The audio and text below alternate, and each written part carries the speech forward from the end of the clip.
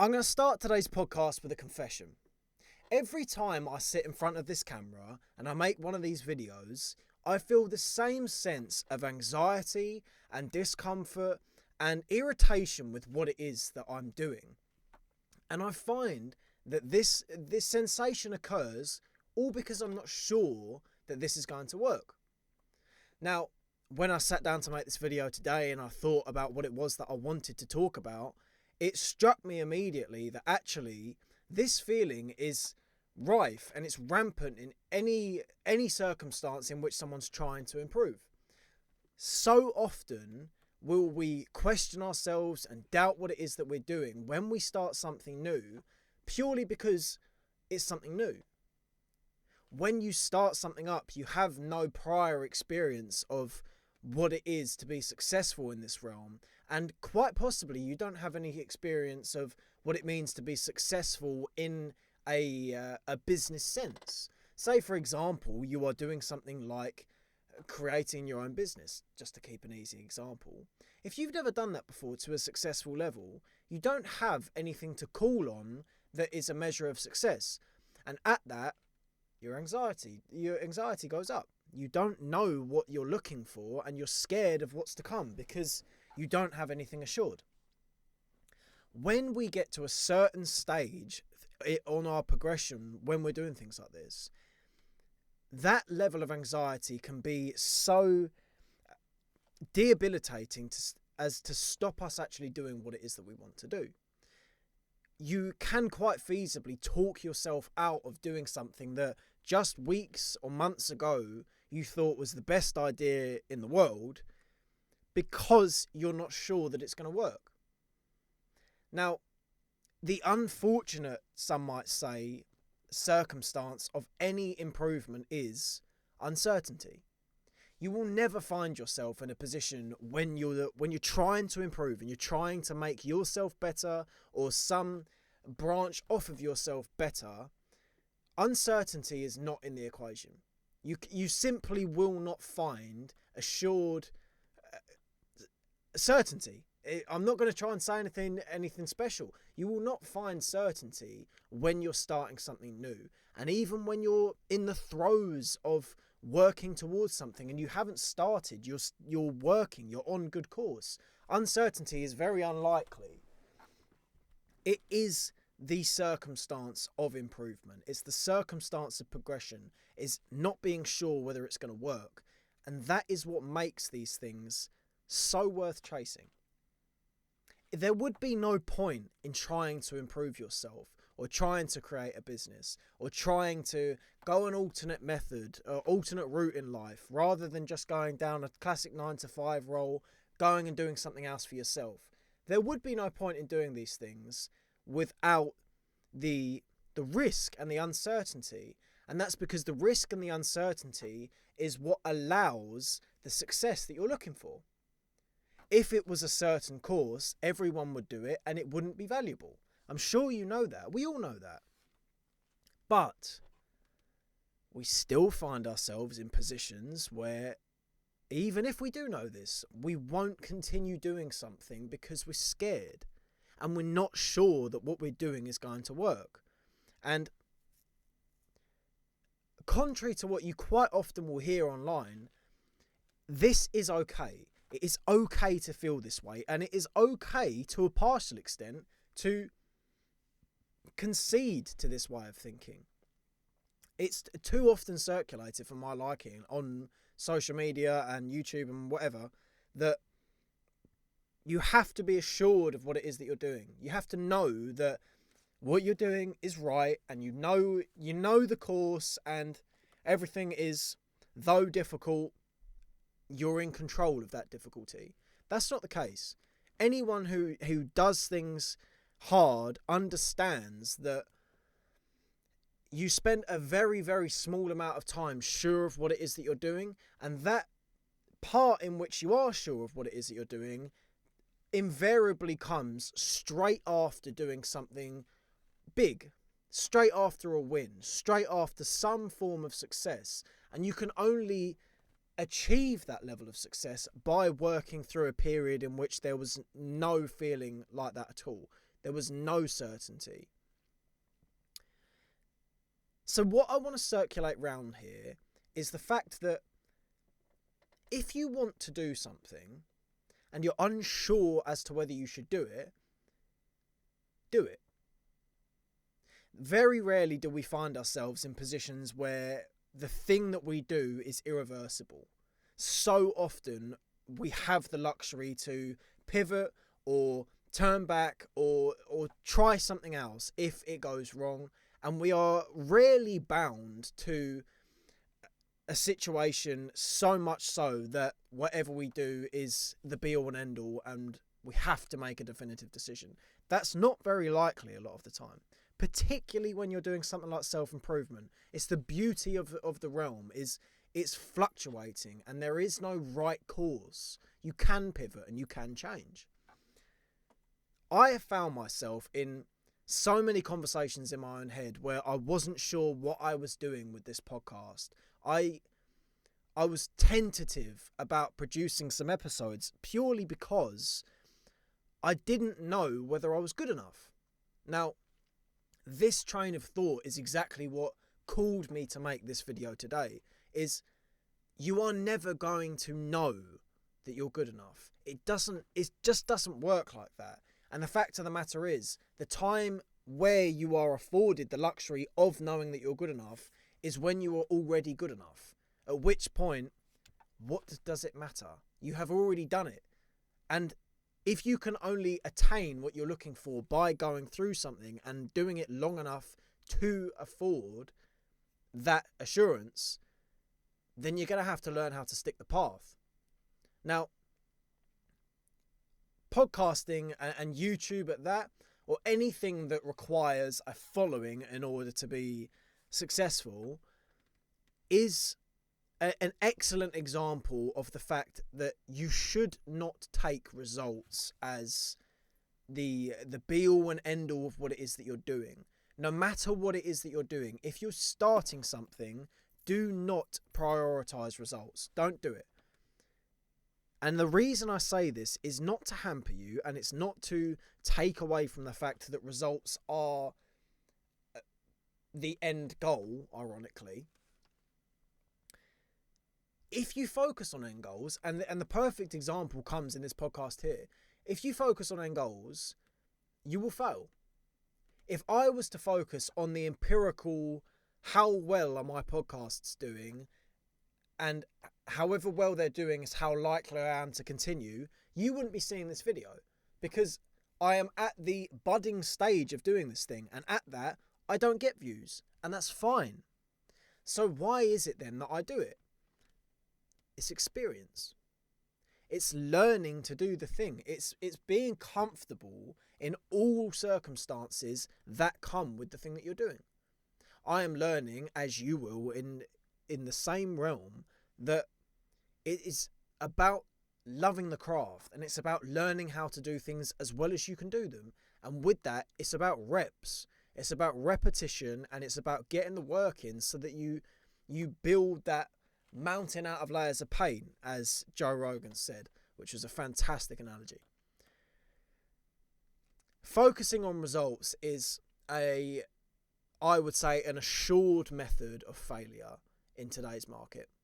I think there are very, very, very few things in which the first thing you should look at. Do you know what? I'm not even going to beat around the bush there. I don't think anything that you can do is going to be benefited by your first inclination from day dot being results. I think if your focus from the get-go is results, I don't think you're going to do well, because I think this method of thinking doesn't get you past the first stages. You will start something because you're excited to do something new, and the minute you realize 3 episodes in, actually I'm not getting any views yet, what happens then? The metric that you are going by has failed you. So how likely are you to continue?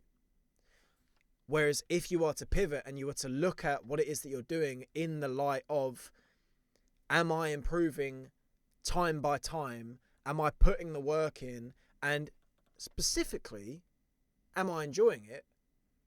if you are to look at it on these metrics, on these observable emotional metrics, you're far more likely to stick the course to the point in which you get the end goal. Now, this is maybe an unpopular opinion, but it's one that I'm here to say, and it's because it's my opinion. As much as I love the idea of doing this podcast and I love what this will bring, I want to help people. Most of us choose to do something irrespective of, I don't know what I'm going to say there. Most of us choose to do something with some form of financial gain in mind. And that's just because that's the way the world works. Money isn't everything, but not having money is, which is a good sign. So with that in mind, of course, you do have to pay attention to the fact that you need to create a product that has enough quality, or a business that has enough quality, or a service like this one that is good enough to achieve that goal. But you do that through passion. You don't do that through transactional, business-minded behavior. For my liking, I think you run on passion. You run on doing the thing it is that you want to do. And of course, passion doesn't take you the distance. You have to employ discipline with these things. But doing something because you genuinely like it, and because you're not tied to a number, and you're not tied to an amount of people that buy your thing, or an amount of people that watch you, or whatever it is, not being tied to that, I think is really important. And a point I would like to make with this is to be aware of the fact that it is certain, it is the certainty of uncertainty, is you will not be sure. There will come a time where you think about quitting. There will come a time when you think, I don't think this is going to work. There will come a time when your motivation is sapped and your passion seems to be non-existent and you don't think it's going to work. So what do you do when that happens?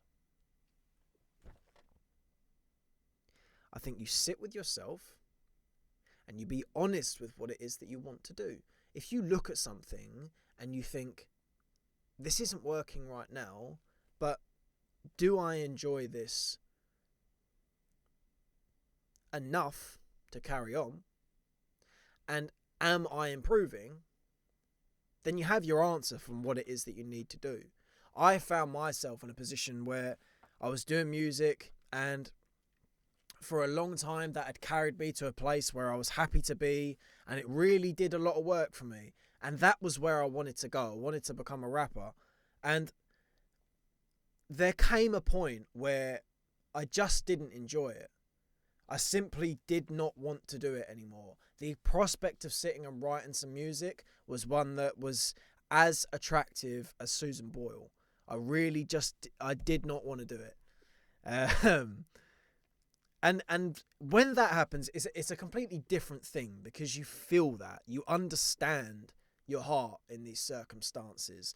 And it is, though it sounds a bit kind of get out of jail, dodging questions sort of thing, trusting your instincts when it comes to this, I think is an instinct, a sense that you should really try and cultivate and really listen to.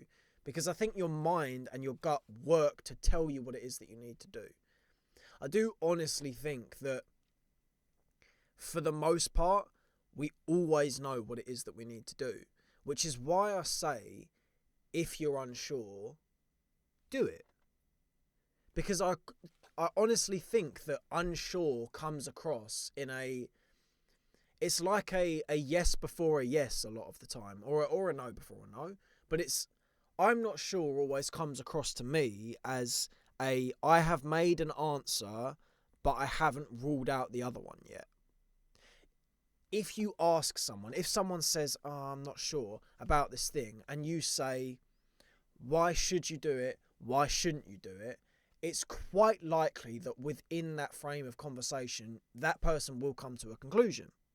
And it's the same thing when it comes to any form of pursuit, anything that you're trying to do, you will have an inclination as to whether it's still the right course to traverse, or whether it's time to change. I strongly believe that. I do want to make a point of the fact that it is okay, that being said, to not be okay when you're doing these things. It certainly is.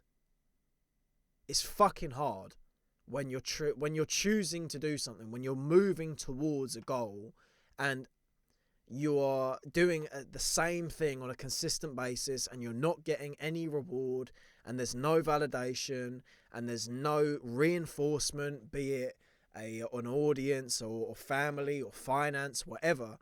When none of these things are afforded to you, and you are moving towards a goal, and you feel as though you're improving, you are improving. You can see that what you're doing is better than what you were doing, and things still aren't going the way you want them to go. It's rough. It is really tough.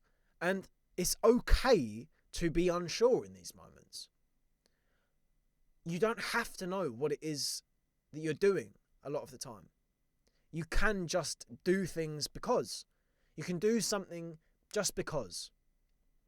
I, to a large extent, do this podcast just because. Because I want to talk about the things that I'm interested in. And I want to get good enough at talking about the things that I'm interested in that I can bypass the anxiety that this camera gives me, and I can show people a version of me that I think has something to say that could help someone. And that is a good enough goal for me to carry on doing this. And those thoughts still don't go away. You know, I still find myself thinking, well, how long is it going to be before you find yourself in a position where you're comfortable enough to do that? How long is it going to be before this is, you know, when does this become sustainable? When, you know, when, where, what, why? All of these questions come along. And it's all right. It's part of the process.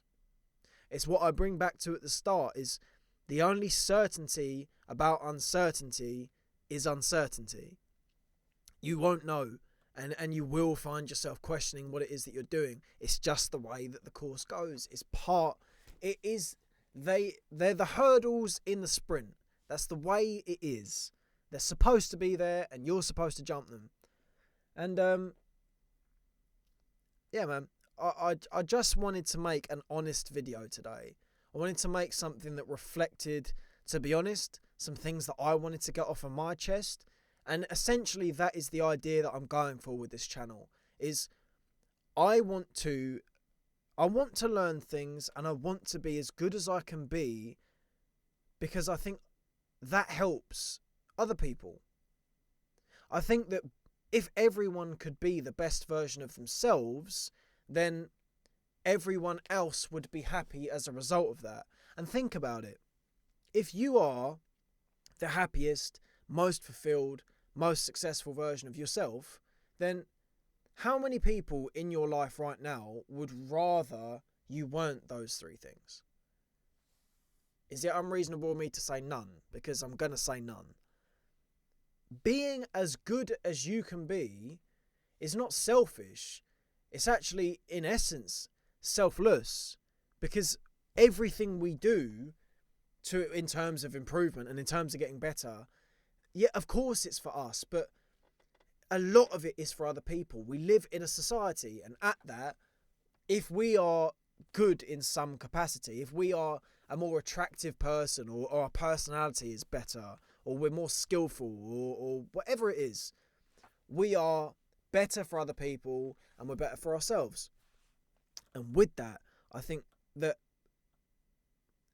trying to improve, and then putting that out to see if someone else, you know, if someone else can get something from what it is that I've done. And this is something that I do struggle with. I do struggle with feeling like I'm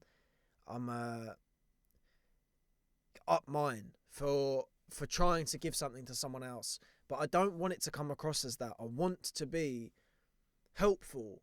I really want to give something to people. And I think this was a conversation that I'm not going to try and make this too much about myself. I'm going to take that out. If you can find something that benefits you and other people, then do it. I really think that is the criteria for your pursuits. I think if you can marry these things together and find, preferably if it's something that you're wanting, a lucrative method of doing it, then that's brilliant. It works for everyone.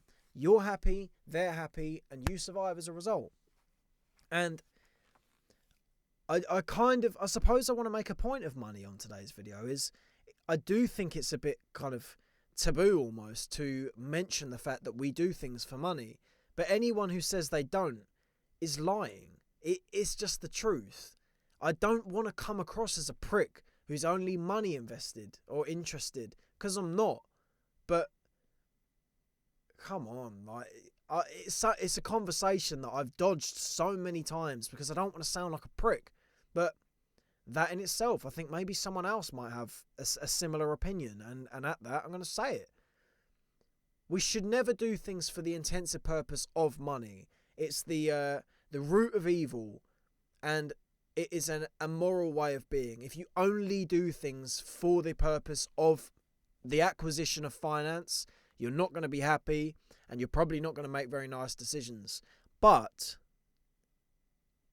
if you do something that has the capacity to be lucrative, and you do it for a reason other than its lucracy, that's fine.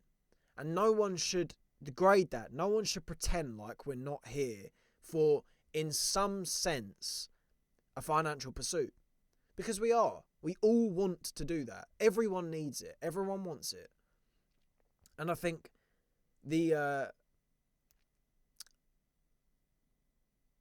it's funny, actually. It's quite a strange trade-off, because you think, say for a YouTuber who wants to do something, they want to make a self-improvement channel. Say, I don't know, let's take Chris Williamson.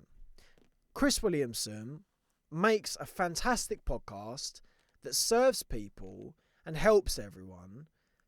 And the work he has had to put in to be able to provide that product is you wouldn't object to paying a certain amount of money. And this is something Sam Harris said on Joe Rogan, is you wouldn't object to paying £5 for a drink or 90 quid for a tracksuit. But if you had to pay £5 for a podcast, people would object to that. And it's funny that we have that perspective, because you put so much work in to be what it is that you are, and to be able to provide a product that's actually valuable enough to have a price to it, or to, in a YouTube sense, make money in some capacity. And there was a really good I'm doing it off the cusp here today. I'm not going to try and censor things out. I want to just be as authentic as I can be. There was a quote that I heard Ricky Gervais talking about of someone, fucking hell, who was it? I cannot remember. If you have got this far into the video and you're thinking about this, please go and look. It'll be interesting. A lady came over to a very, very famous artist and said to him to sign a piece of paper. And he signed the bit of paper, and she had to pay $500 for it. At which point she said, "That only took you a second. Why do I have to pay so much money for it?" And he replied, "That didn't take me a second. Strange. It took me my lifetime. It took you all of the work that it required for you to get to a point where you were valuable enough for that signature to be valuable enough for you to make that much money off of just one line." And with that, and with the seeming absence of light that has just come, I'm going to end this video. And anyone who's got this far or is seeing this, you're a fucking legend, and I really, really appreciate you. Why have they gone out?